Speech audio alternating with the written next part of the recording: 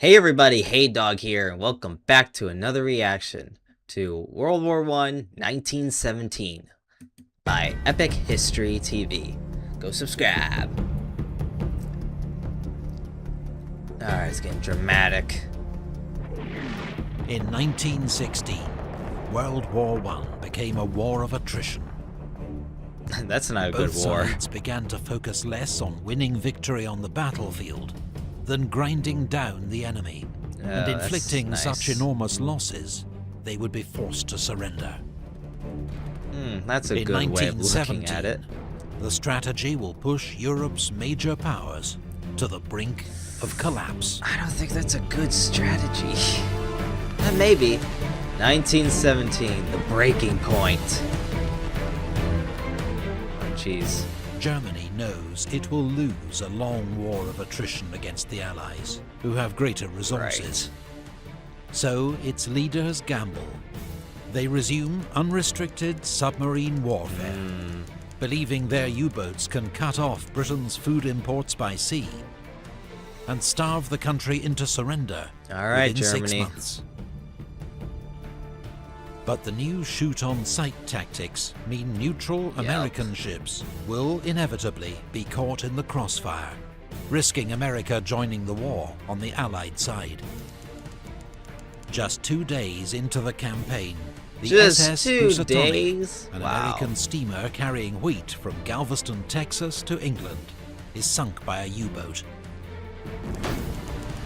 Well, the British then pass to the US government a telegram they've intercepted from German Foreign Secretary Arthur Zimmermann to the German ambassador in Mexico. The Zimmermann telegram. Germany is encouraging Mexico to attack America. If America and Germany end up at war. Wow. The so-called Zimmermann telegram puts yet more pressure on US President Wilson to declare war on Germany. I would. I would freaking do it. The Russian Revolution. In Russia, enormous casualties and bread shortages lead to riots and revolution. Here we go. The Tsar abdicates. Oh, he's gone. The provisional government takes charge, pledging to continue the war. But at the front, Russian troops begin to desert en masse. We out. We done. After a string of German provocations, the US finally declares war on Germany. There we go. It brings immense resources to the Allied cause. But they will take many months to mobilize. Oh, yeah. And the German gamble of unrestricted submarine warfare may still pay off. April is the U-boat's most successful month of the war. Oh. They sink 886,000 tons of Allied shipping. An average of 17 ships a day. 17 ships a day? Needed food and supplies. Yeah, oh my God. Britain will face starvation if the U-boats are not defeated soon. 17 ships a day. On the Western Front, the British launched the Battle of Arras, a diversion to support a major upcoming French offensive.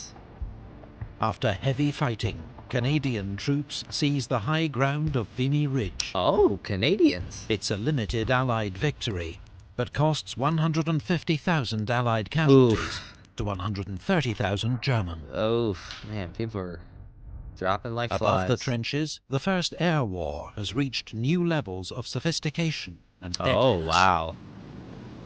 Reconnaissance aircraft are crucial for spotting enemy positions and directing spies. Artillery fire onto them. Scout aircraft or fighters try to shoot them down before they can execute their mission. Dogfight. New models of aircraft are developed every few months, but that spring, the superiority of German aircraft leads to heavy Allied losses in what becomes known as Bloody April. Bloody April. April's not good. This is not a good year. The Naval offensive. 3 days after the fall of Vimy Ridge, French General Robert Nivelle launches his main offensive. Alright. Expectations are high. But after initial success, the advance bogs down and casualties quickly mount on both sides. There you go. Vol. Oof. 83. The apparently senseless losses cause morale in the French army to collapse. Oh no. Whole units mutiny, refusing to attack. Riot in the General street. Nivelle is sacked as French commander-in-chief. Well, and that was replaced quick. by General Pétain, hero of Verdun, who promises no more suicidal attacks. That's a good step. That summer, at Messines Ridge, the British tunnel under the German lines and detonate 19 enormous mines under the enemy position. Ooh. It's the largest man-made explosion in history to date. Wow. It paves the way to a brilliant but highly local British victory. Damn, that's a big crater. Look at the people. The lads. Greece, King Constantine, who has favoured neutrality, is forced to abdicate, and Greece joins the Allies. All right. Russia's provisional government orders a new attack, but the July offensive is a disaster. The morale and discipline of the Russian army has collapsed. Yeah, they're done. It can no longer be relied on to fight, and the Central Powers' counterattack is almost unopposed. At sea, the Allies begin to group their merchant ships into convoys, which sail under naval escort. The new system leads to a steady fall in losses. The tide is turning in the U-boat war. Ah. There we go. As discontent with the war grows in Germany, the German parliament, the Reichstag, passes a peace resolution, calling for a peace of understanding and reconciliation.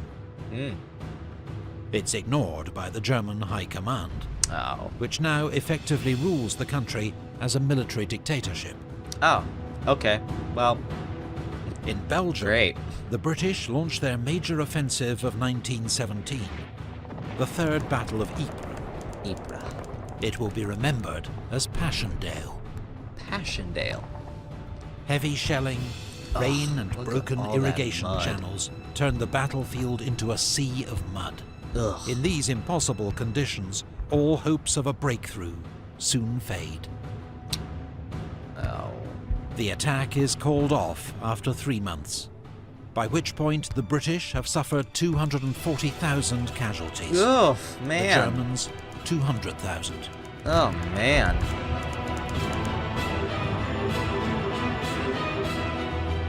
On the Italian front, at the 11th Battle of the Isonzo, Italian and Austro-Hungarian forces batter each other into exhaustion.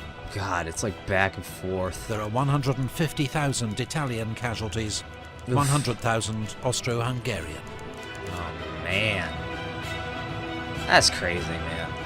That year, 1917, the list of Allied nations grows. Brazil, Liberia, China, and Siam all declare war on Germany as a result of German U-boat attacks, or to curry favor with the Allies. Maybe you should stop those U-boats. China will contribute many thousands of laborers working for the Allies in Europe, the Middle East, and Asia. That's their role. Middle East, 1917. That year in the Middle East, British forces avenged their 1916 humiliation at Kut by defeating the Ottoman Turks and marching on to occupy Baghdad. Oh, they're already at Baghdad. British forces in Egypt advance across the Sinai Desert, but are thrown back by Ottoman forces at the First and Second Battles of Gaza. Gaza. In July, Arab rebels capture the strategic Ottoman port of Aqaba. Okay. They are accompanied by a British military advisor, Captain T.E. Lawrence, better known as Lawrence of Arabia. Yeah, I know him.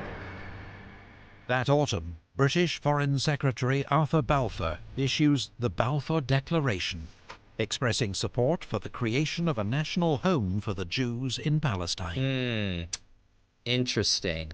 The aim is to rally Jewish support for the Allies, but the declaration contradicts existing pledges to Arab leaders. Right.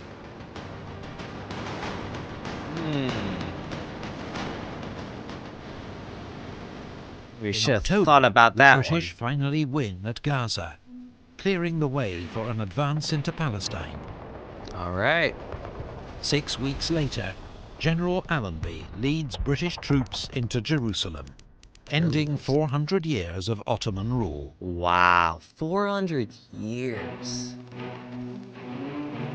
Caporetto. With Russian forces in disarray, Germany is able to move troops from the east to the Italian front.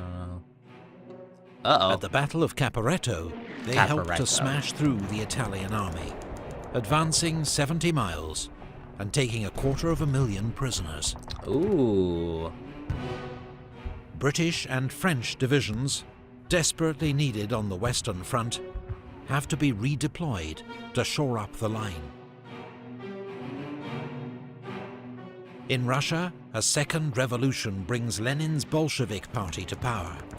The communists. He is determined to end Russia's involvement in the war. We are done here. In France, Georges Clemenceau becomes prime minister. Nicknamed the Tiger, he promises total war and total victory. Okay, buddy. But for the Allies in late 1917, final victory looks uncertain. Oh, I love Russia this. has stopped fighting. French armies are recovering from mutiny. Ooh. The Italian front has almost collapsed. Oh, man. And American reinforcements still seem a long way off. We're still out there. For the time we're coming. being, the British are Just the wait. only effective Allied force in the field. The British are the only ones. So the British attack at Cambrai, with the first major tank assault in history. There we go. On the first day, nearly 400 tanks spearhead an advance of several miles through German defences. That's a lot of metal. But then the tanks break down or are knocked out. Oh. The Germans rush in reinforcements, and the gains are lost. Damn. Darn. They took out my tank. Finland declares independence from Russia. Ah, Finland. Romania, isolated by the Russian collapse, signs an armistice with the Central Powers. They're done. 6 days later, Russia also signs an armistice. We're done. The Allied Eastern Front is no more. No more. 1917 has seen one major Allied power, Russia, knocked out of the war. Out. But the arrival of a fresh new ally, America. America.